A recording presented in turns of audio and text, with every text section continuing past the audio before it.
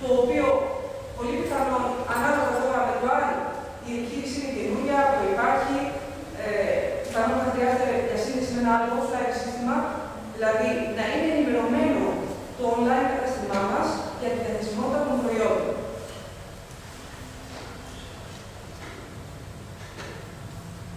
Στη συνέχεια, θεωρώντας ότι κάποιος μας έχει ήδη στείλει μια παραγγελία, θα πρέπει να δούμε ποια θα είναι η διαδικασία εκπλήρωσης των παραγγελιών. Άρα, εδώ θα πρέπει κάποιος να σκεφτεί τους διαθέσιμους τρόπους αποστολής, μόνο courier, μόνο ταχυδρομείο, οτιδήποτε άλλο, συνεργασίες που θα κάνει με διάφορες εταιρείες μεταφορών, έτσι ώστε στην κατασκευή του δικού μας ηλεκτρονικού καταστήματος να έχουμε προγραμμώσει τον αυτόματο υπολογισμό του κόστους αποστολής. Και αν είναι δυνατόν, να δίνουμε τη δυνατότητα επίσης στον πελάτη, αφού ολοκληρώσει την παραγγελία του, να κάνει και tracking της αποστολής του, να βλέπει πότε ακριβώς θα λάβει το θέμα. Ένα άλλο σημαντικό στοιχείο είναι πώς μέσα από το δικό μας ηλεκτρονικό κατάστημα θα γίνεται η ενημερώση των πελατών για την εξέλιξη της παραγγελίας. Αν είναι όντως διαθέσιμο το προϊόν, κατάφερε η παραγγελία να συσκευαστεί και άρα να αποσταλεί. Αυτό είναι σημαντικό να μας το παρέχει και από την κατασκευή του ηλεκτρονικού καταστήματος, σαν δυνατότητα να ενημερώνεται με έναν αυτόματο ή μη αυτόματο τέλος πάντων τρόπο, έτσι ώστε να αποφύγουμε και το επιπλέον κόστος για την επιχείρηση, να στέλνουν email οι πελάτες τι γίνεται με την παραγγελία, όπου είναι ότι έχω κάνει πριν 3 μέρες και ακόμα δεν έχω λάβει καμία ενημέρωση κλπ. Και τέλος, την έκδοση των παραστατικών πώλησης. Θα πρέπει να καθορίσει κάποιος πώς θα εκδίδονται αυτά τα παραστατικά πώλησης και αν θα πρέπει να υπάρχει κάποια διασύνδεση με το αντίστοιχο ηλεκτρονικό κατάστημα. Αφού λοιπόν έχουμε στείλει και την παραγγελία μας στον πελάτη, στη συνέχεια να καθορίσουμε ποια θα είναι η διαδικασία για την υποστήριξη των πελατών και την διαχείριση επιστροφών. Εδώ το σύστημά μας θα πρέπει να καθορίσουμε αν θα δίνει δυνατότητα κύρωσης παραγγελίας, πότε και με ποιο τρόπο, δυνατότητα αφού κάποιος κάνει παραγγελία να προσθέσει ένα ακόμα προϊόν ή να αφαιρέσει κάποιο προϊόν και να έχουμε αποφασίσει ποιοι είναι οι όροι και οι προϋποθέσεις για επιστροφή προϊόντων. Όπως στα ηλεκτρονικά καταστήματα, αυτό είναι αρκετά συνηθισμένο, δεδομένου ότι κάποιος δεν έχει δυνατότητα να δει ζωντανό το προϊόν ποτέ στα χέρια του, άρα είναι πολύ πιθανό να έχει την ανάγκη να το επιστρέψει. Και επίσης να καθοριστεί και ποιος θα επιβαρυνθεί το κόστος για την επιστροφή αυτών των προϊόντων, ο πελάτης ή η επιχείρηση. Το τελευταίο, σαν σχεδιασμό που πρέπει κάποιος να σκεφτεί, είναι τι προπολογισμό θα διαθέσει για να φτιάξει αυτό το ηλεκτρονικό κατάστημα. Αν κάποιος έχει απελευθερώσει τον προπολογισμό, δεν θα το συζητάμε, απλά θα πρέπει, δεδομένου ότι κάπως θα πρέπει σίγουρα να υπάρχει ένα όριο στον προπολογισμό μας, θα πρέπει κάποιος να σκεφτεί όχι μόνο το κόστος έναρξης του ηλεκτρονικού καταστήματος, δηλαδή το να δώσει τη δουλειά σε μια εταιρεία πληροφορικής να φτιάξει το ηλεκτρονικό κατάστημα, θα πρέπει να λάβει υπόψη το κόστος ενημέρωσης, δηλαδή πώς θα λειτουργεί από εκεί και πέρα το ηλεκτρονικό κατάστημα και το κόστος διαχείρισης του ηλεκτρονικού καταστήματος. Στις περισσότερες περιπτώσεις που μιλάμε για ένα σχετικά μικρό προπολογισμό, η καλύτερη πρακτική είναι κάτι να ξεκινήσει με ένα μικρό ηλεκτρονικό κατάστημα, άρα με αυτά τα δύο κόστη μειωμένα, και να φροντίσει όμως να έχει τη δυνατότητα αυτό το ηλεκτρονικό κατάστημα επέκτασης και να μεγαλώνει σταδιακά μαζί με την επιχείρηση, έτσι ώστε να μην χρειαστεί μετά από 2 ή 3 χρόνια να έχει ολόκληρο το κόστος κατασκευής και έναρξης της επιχείρησης πάλι από την αρχή. Αν θεωρήσουμε λοιπόν τώρα ότι κάποιος έχει σκεφτεί όλα αυτά τα θέματα, το επόμενο βήμα είναι τις περισσότερες φορές να διαλέξει μια πλατφόρμα ηλεκτρονικού εμπορίου. Σήμερα υπάρχουν πάρα πολλές πλατφόρμες ηλεκτρονικού εμπορίου, οι οποίες είναι διαθέσιμες δωρεάν. Εδώ αναφέρονται κάποιες ενδεικτικά, όπως το Magento, το PrestaShop, το OpenCart, υπάρχουν πάρα πολλά άλλα.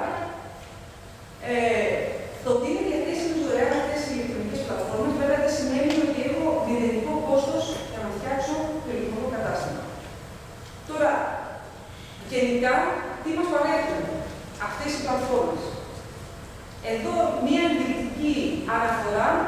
των λειτουργιών και χαρακτηριστικών που παρέχουν σχεδόν όλες αυτές τις πλατφόρμες, με μικρές διαφοροποιήσεις. Να μην αναφέρω τώρα ένα-ένα αυτά τα χαρακτηριστικά, απλά σχεδόν οτιδήποτε μπορεί να σκεφτεί κάποιος ότι θα ήθελε από ένα ηλεκτρονικό κατάστημα, σχεδόν μας το παρέχει. Και αν δεν το παρέχει, μπορεί κάποιος να προσθέσει επιπλέον λειτουργίες, με επιπλέον module, είτε είναι δωρεάν, είτε κάποια επιπληρωμή. Τώρα το ζητούμενο είναι ποια από όλες τις πλατφόρμες θα έπρεπε να επιλέξει κάποιος. Δεν υπάρχει μια μοναδική απάντηση, εξαρτάται ανάλογα με το προϊόν και με το πώς θα λειτουργεί το ηλεκτρονικό κατάστημα καθενός. Μπορεί μια πλατφόρμα να είναι καταλληλότερη για ένα συγκεκριμένο κατάστημα, ενώ για ένα άλλο κατάστημα να είναι κάποια άλλη πλατφόρμα περισσότερο κατάλληλη. Γενικά, σήμερα τουλάχιστον, οι πιο διαδεδομένες πλατφόρμες ηλεκτρονικού εμπορίου είναι το Magento, το PrestaShop και το OpenCart. Σε γενικές γραμμές είναι ισοδύναμες πλατφόρμες, απλά το Magento ίσως απευθύνεται σε πιο μεγάλες εφαρμογές και πιο σύνθετες που έχουν στόχο να αναπτυχθούν πολύ περισσότερο αργότερα. Αλλά αυτό είναι απλά ενδεικτικό. Τώρα, υπάρχει το τελευταία χρόνια και μία άλλη τάση στην επιλογή πλατφόρμας e-commerce, όπως ονομάζεται, είναι τα hosted e-commerce platforms. Δεν είναι δωρεάν. Αυτά όμως, το Shopify ή το Evolution, το e-commerce, είναι ουσιαστικά online υπηρεσίες, οι οποίες μας δίνουν τη δυνατότητα και τα χαρακτηριστικά που είδαμε και πριν, όπως το Magento και το PrestaShop, αλλά μας το παρέχουν σαν μια ολοκληρωμένη υπηρεσία. Δηλαδή δεν πρέπει απλά εμείς να κατεβάσουμε το πρόγραμμα Magento ή PrestaShop, να το εγκαταστήσουμε σε ένα σερβερ και να κάνουμε μετά κάποια διαμόρφωση. Αυτό παρέχεται σαν πιο ολοκληρωμένη υπηρεσία. Ίσως απευθύνεται περισσότερο σε κάποιον ο οποίος θέλει να ασχοληθεί λιγότερο με να διαμορφώσει πλήρως το κατάστημά του, μπορεί ικανοποιείται με αυτά που παρέχει ήδη έτοιμα, ας πούμε το Shopify, και άρα με ένα μηνιαίο κόστος και με ελάχιστη δουλειά, ας πούμε, προγραμματιστή, μπορεί να έχει ένα ηλεκτρονικό κατάστημα. Βέβαια, εδώ έχουμε κάποιους περιορισμούς. Ίσως είναι μάλλον καταλληλότερο για μικρή ή μεσαίου μεγέθους επιχείρηση. Τώρα, οποιαδήποτε πλατφόρμα και να επιλέξει κάποιος, θα πρέπει στη συνέχεια να γίνει μια διαμόρφωση του ηλεκτρονικού καταστήματος του δικού μας και πρώτα να δούμε ως προς το περιεχόμενο, όπου προφανώς το βασικό στρατηγικό για την επιτυχία ενός ηλεκτρονικού καταστήματος είναι το περιεχόμενο. Δηλαδή, τι είδους προϊόντα παρέχουμε οι υπηρεσίες. Και όπως είπα και πριν, εδώ θα πρέπει η πληροφορία που δίνουμε για τα προϊόντα μας και τις υπηρεσίες να είναι όσο δυνατόν πιο ολοκληρωμένη και πλήρης και να ενημερώνεται συνεχώς. Το επόμενο που θα πρέπει να δούμε, πάλι ανεξάρτητα από την πλατφόρμα που έχουμε επιλέξει, είναι ποια θα είναι η δομή του ηλεκτρονικού καταστήματος. Δεν υπάρχει τίποτα χειρότερο από κάποιον χρήστη να μπει σε ένα ηλεκτρονικό κατάστημα και να προσπαθεί, έστω και για 1-2 λεπτά, να δει πού βρίσκεται το καλάθι αγορών, πού βρίσκονται οι πληροφορίες αποστολής, πού βρίσκονται οι πληροφορίες πληρωμής. Θα πρέπει η δομή να είναι σχεδιασμένη με τέτοιο τρόπο, έτσι ώστε να ακολουθούμε κάποιους βασικούς κανόνες. Πλέον οι χρήστες έχουν συνηθίσει κάποια σχεδόν δεδομένη δομή που ακολουθούν τα ηλεκτρονικά καταστήματα και άρα περιμένουν από οποιοδήποτε ηλεκτρονικό κατάστημα να βρουν σε συγκεκριμένες θέσεις συγκεκριμένες πληροφορίες. Άρα δεν σημαίνει ότι πρέπει να το ακολουθήσουμε κατά γράμμα, αλλά δεν πρέπει να ξεφύγουμε εντελώς, έτσι ώστε να μην προσανατολίσουμε εντελώς το νέο επισκέπτη στο δικό μας κατάστημα. Και αναφέρω εδώ ως προς τη δομή και τις δύο πιο σημαντικές σελίδες που έχει ένα ηλεκτρονικό κατάστημα. Η πρώτη είναι η σελίδα με τις πληροφορίες του προϊόντος, γιατί οποιοδήποτε επισκέπτης ηλεκτρονικού καταστήματος, τον περισσότερο χρόνο του θα τον ξοδέψει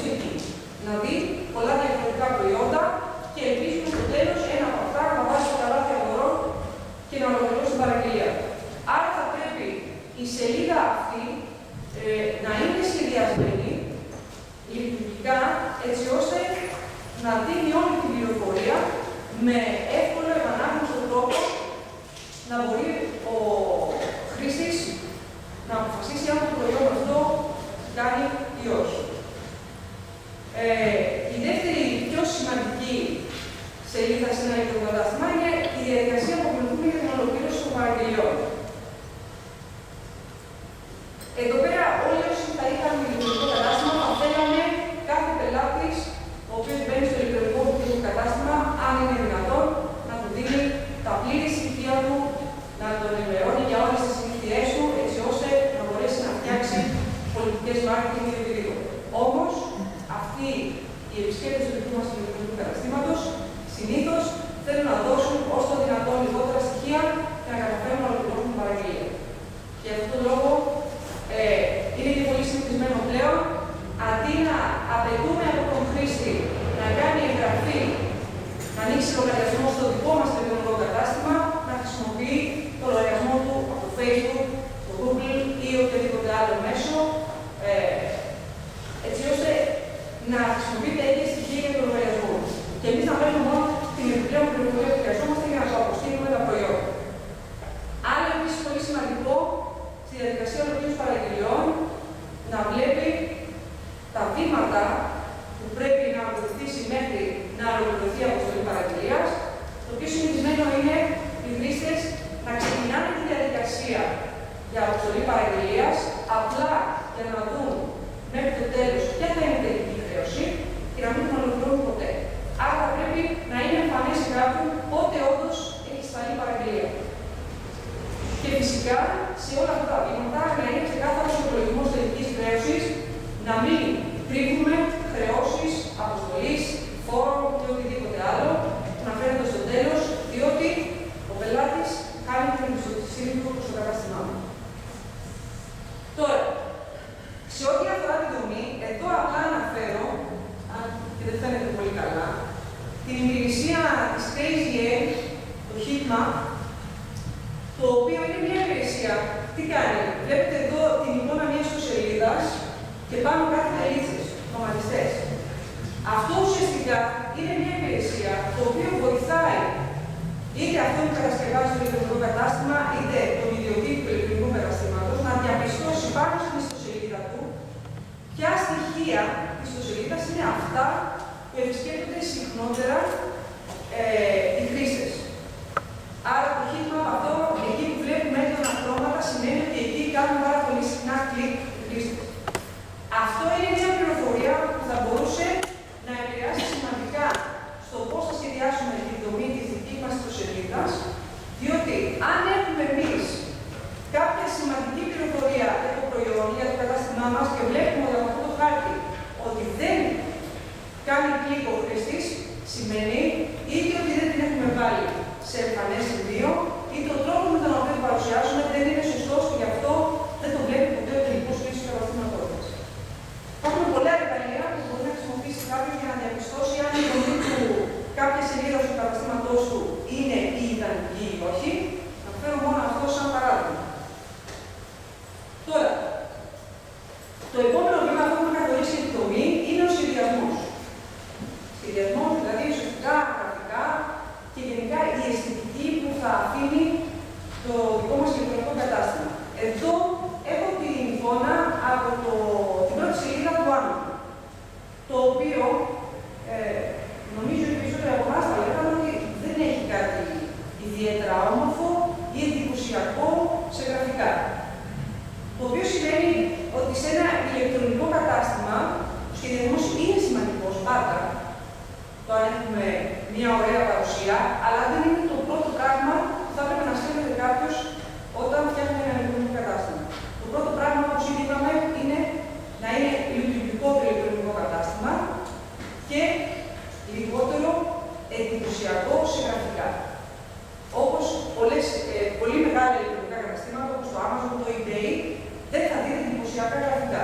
Θα δείτε καλά δομημένες σελίδες, ωραία γραφικά, αλλά απλά επανάγνωστα. Βέβαια, αυτό δεν σημαίνει ότι απαγορεύεται κάποιος να βάλει σε κάποιο σημείο κάποιο γραφικό πιο εντυπωσιακό.